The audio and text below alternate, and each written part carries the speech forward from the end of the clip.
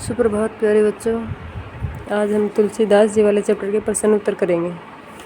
इसमें पहला प्रश्न है, देखिए, परशुराम के क्रोध करने पर लक्ष्मण ने धनुष के टूट जाने के लिए कौन कौन से तर्क दिए। परशुराम के क्रोध करने पर लक्ष्मण ने धनुष के टूट जाने पर तर्क देते हुए कहा कि बचपन में न जाने कितने धनुष टूटे, लेकिन उन पर कभी किसी ने क्रोध नहीं किया। इस पुराने धनुष पर आपकी क्या ममता है। हमारी नज़र में तो सब धनुष एक जैसे ही होते हैं या हैं।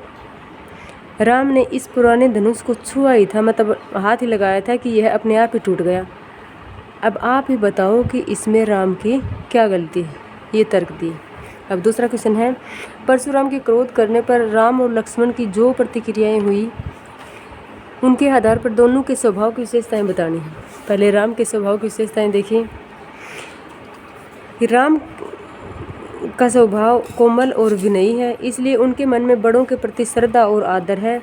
वे स्वयं को परशुराम का दास मानते हैं।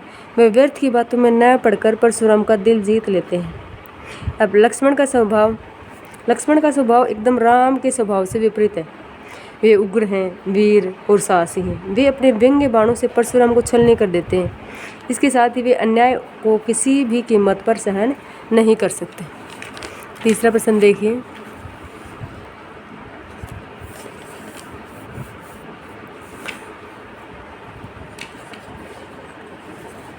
तीसरा क्वेश्चन है, परशुराम ने अपने विषय में सभा में क्या क्या कहा। परशुराम ने सभा में अपने बारे में कहा कि मैं ब्रह्मचारी हूँ। सारा संसार जानता है कि मैं क्षत्रियों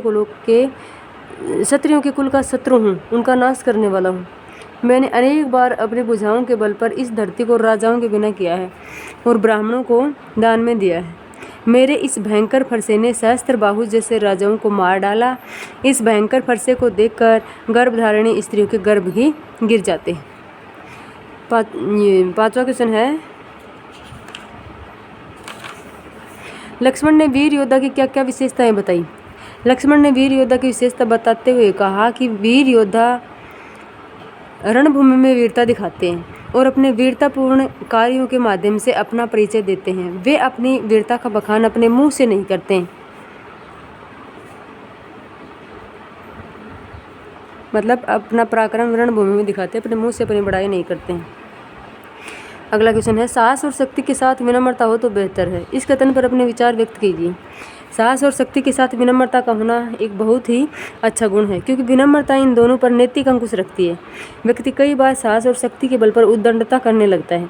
व्यक्ति इस उद्दंडता के कारण बुरा लगने लगता है। ऐसी स्थिति में विनम्रता ही उस पर अपना नियंत्रण रखती है। अब अगला क्वेश्चन है, भाव स्पष्ट कीजिए। बेहसी लखनऊ बोले मृदुबानी, अहो मुनीसु महाभटमानी, पुनि पुनि मोहि दिखाओ कुठारू, चहत उड़ावन फूकी बहारो। इसका अर्थ देखिए। इन पंक्तियों का भाव यह है कि लक्ष्मण ने हंसकर मुनि परशुराम पर व्यंग्योक्ति की कि आप स्वयं को बड़ा भारी योद्धा समझने का भ्रम पाले हुए हैं, इसलिए मुझे बार बार फरसा दिखाकर डराने का प्रयास कर रहे हैं। तुम्हारा यह प्रयास पहाड़ को फूंक से उड़ाने जैसा लगता है, अर्थात बेकार ही है, व्यर्थ है। 6 नंबर का है, इहा कुंबड़वतिया कहू नाही, जे तर्जनी देखी मरी जाही, देखी कुठारू सरासर बाना, मैं कछु कहा सहित बाना। इन पंक्तियों का अर्थ है, इन पंक्तियों में लक्ष्मण ने अपने साहस और वीरता का परिचय देते हुए कहा कि हम कुंबड़वतिया नहीं हैं, मतलब छुई मुई का पेड़ नहीं हैं, जो तुम्हारी तर्जनी को देखकर ही मुरझा जाएंगे। हम भी कोई कम नहीं हैं। मैंने फरसे और धनुष बाण को भली प्रकार देखकर परख कर ही कोई बात कही है। मैं आपसे किसी बात में कम नहीं हूँ, इसलिए मुझे कम आंकने की भूल कभी मत करना। आगे वाला क्वेश्चन है, गादी सुनु कह हृदय हसी, मुनि ही हरियर सूझ, अयमय खांड न ऊख मैं अजहू न बूझ अबूझ। इन पंक्तियों में विश्वामित्र परशुराम की बुद्धि और समझ पर तरस खा रहे हैं। परशुराम को हरा ही हरा दिखाई देता है। वे लक्ष्मण को गन्ने से बनी खांड के समान समझ रहे हैं कि उन्हें एक ही बार में नष्ट कर डालेंगे। वे अज्ञानतावश यह नहीं समझ पा रहे कि लक्ष्मण लोहे से बना खांडा है, जिससे संघर्ष मोल लेना आसान नहीं है। पाठ के आधार पर तुलसी की भाषा सौंदर्य पर 10 पंक्तियाँ लिखे हैं। काव्य पक्ष पे तुलसीदास रस सिद्ध कवि हैं। तुलसीदास की भाषा अवधी है। इस पाठ में दोहा चौपाई शैली को अपनाया गया है। उन्होंने भाषा को कोमल और संगीत में बनाने की दृष्टि से कठोर वर्णों की जगह कोमल ध्वनियों का प्रयोग किया है, जैसे